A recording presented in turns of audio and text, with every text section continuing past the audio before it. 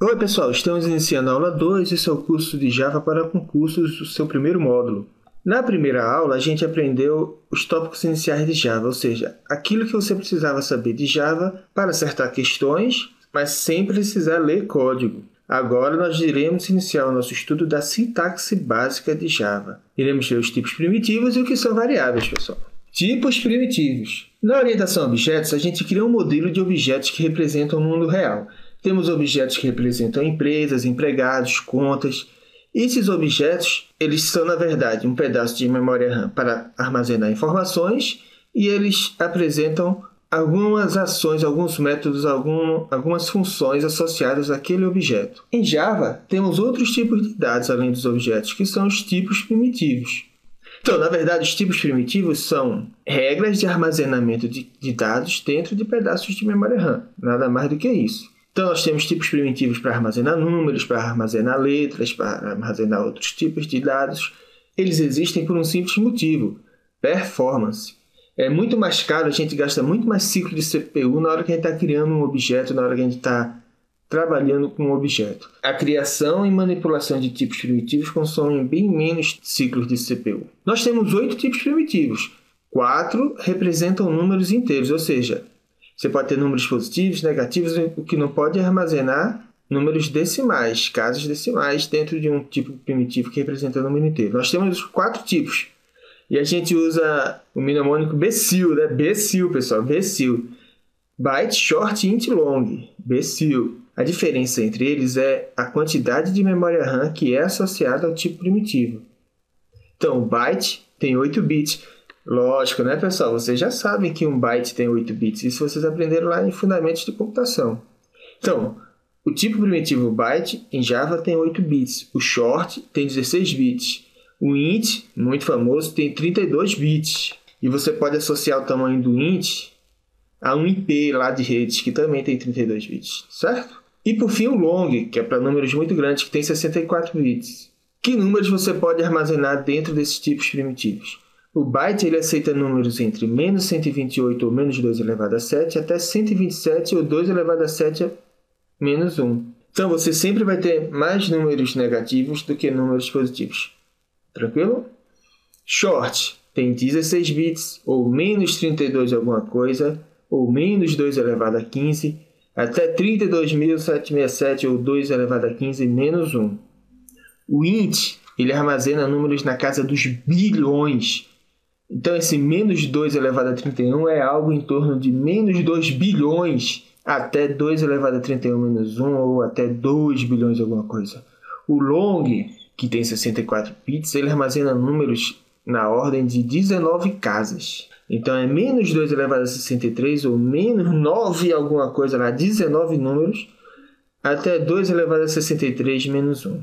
Certo, mas nem só números inteiros nós queremos armazenar nos nossos tipos primitivos. Temos também tipos primitivos exclusivos para representar números decimais. Nós temos o float e o double. O float ele tem uma capacidade menor, ele tem 32 bits, e o double tem 64 bits.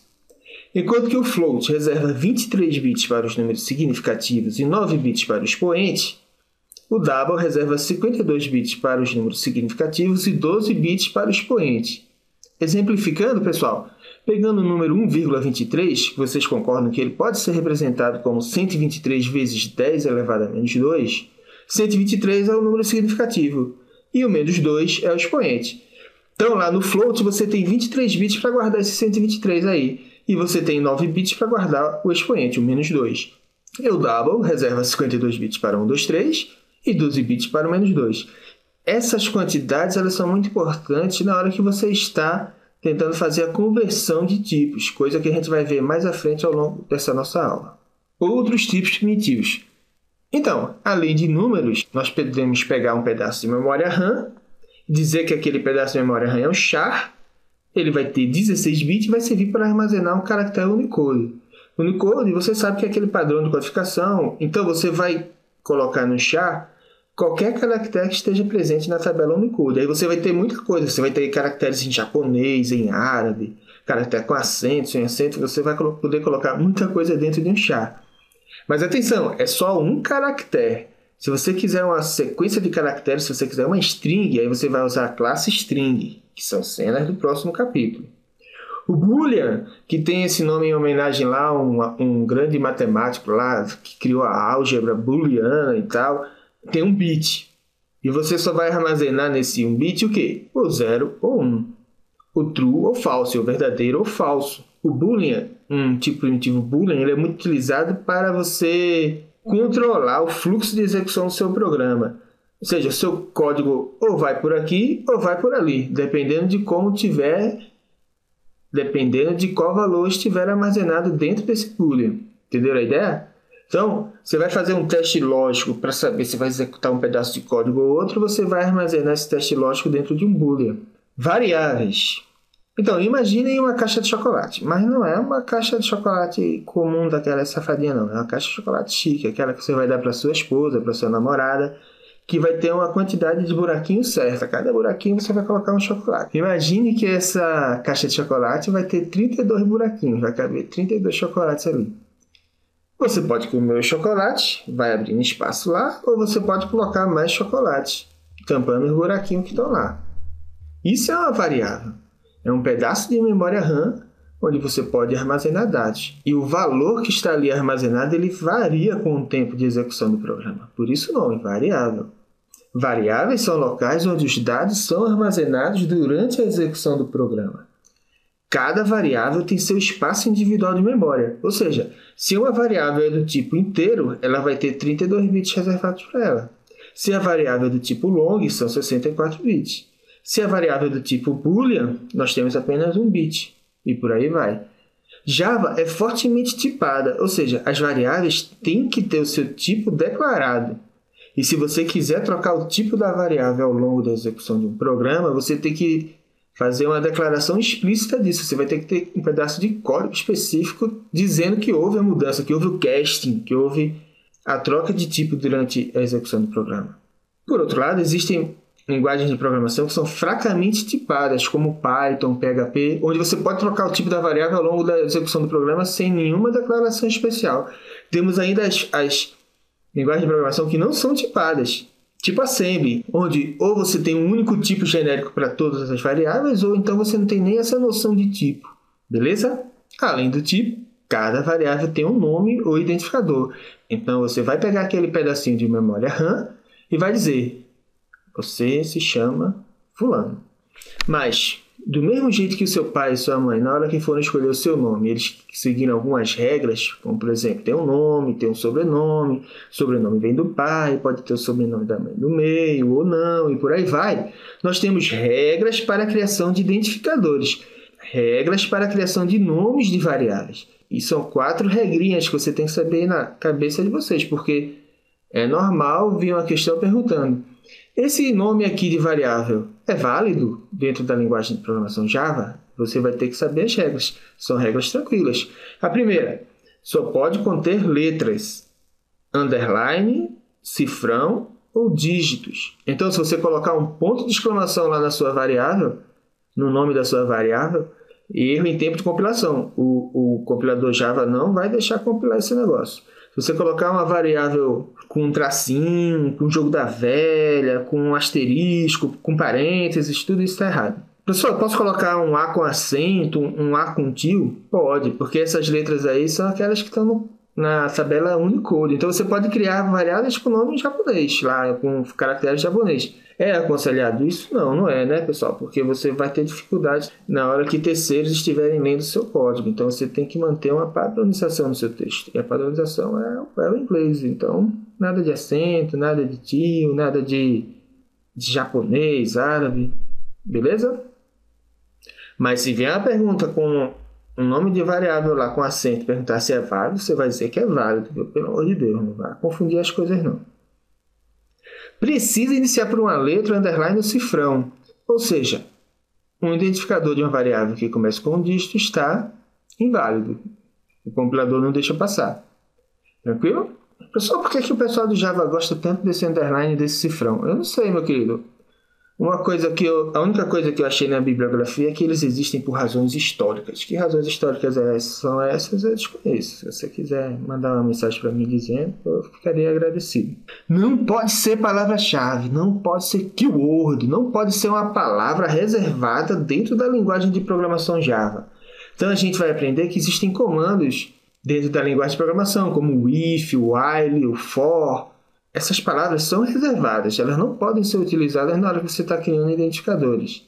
False e true, que são os dois valores possíveis dentro de uma variável booleana, também não podem ser utilizados. E o null, que significa vazio, e a gente vai trabalhar com o null ao longo de todo o nosso curso, também não pode ser esse nome aí, beleza?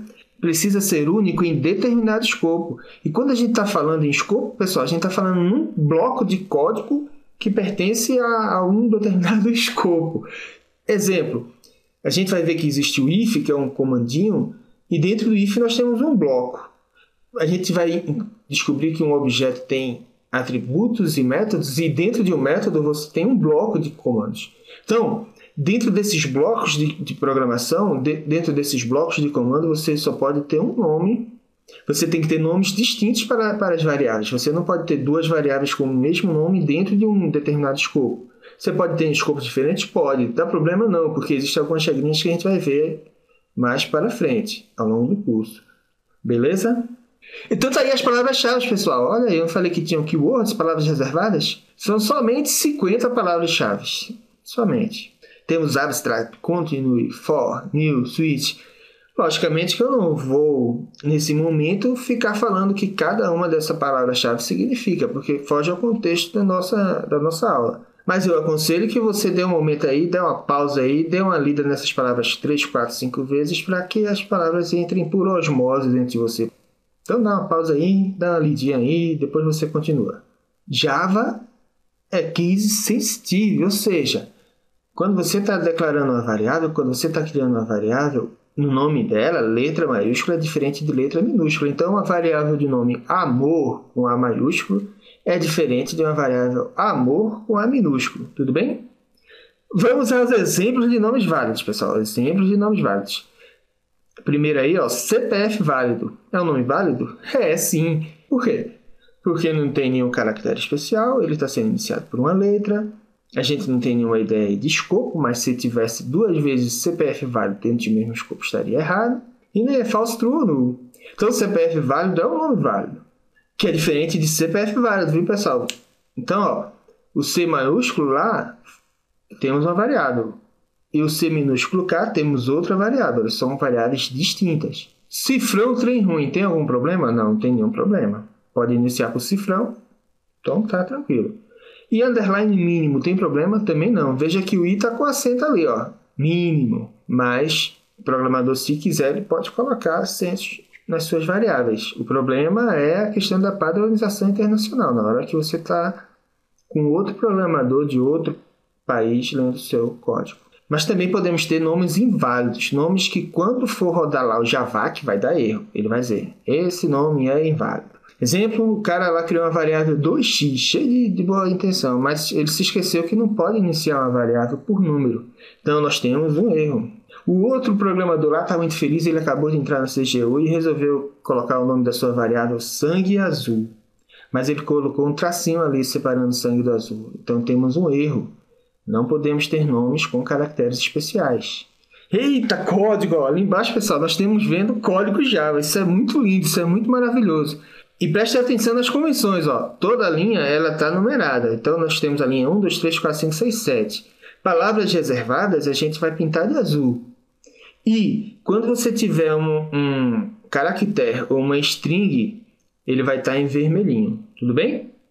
Então, declaração de variável. É quando você diz para o mundo que aquela variável existe. É quando você diz para o mundo que aquele pedacinho de memória RAM tem um espaço e tem um tipo. E, opcionalmente, tem um valor. Beleza? Na primeira linha, nós estamos criando uma variável, nós estamos pegando um pedacinho de memória RAM e estamos dizendo que ele é do tipo byte. Ou seja, ele vai ter 8 bits e ele vai armazenar números inteiros. E o nome dele, o identificador dele é o X. O ponto e vírgula ele é obrigatório. Ele separa um comando do outro.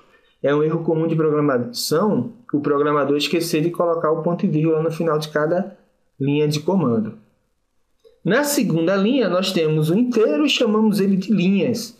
E na terceira linha, nós criamos um char, um caractere, e chamamos ele de C. É possível a gente criar, declarar, mais de uma variável na mesma linha. Se você pegar ali a linha 4, nós estamos criando 2 inteiros e eles são separados por vírgula e um se chama A e o outro se chama B. Beleza? É possível? É possível. Dizem o pessoal dos padrões que isso aí atrapalha a leitura do código. Então, a recomendação é que cada linha uma variável. Beleza? Opcionalmente, a gente já pode dizer qual é o valor que será armazenado naquela variável. Na linha 5, nós criamos um byte x e atribuímos a esse pedaço de memória RAM o valor 12. Na linha 6, nós criamos um inteiro chamado linhas e atribuímos a ele o valor 1000.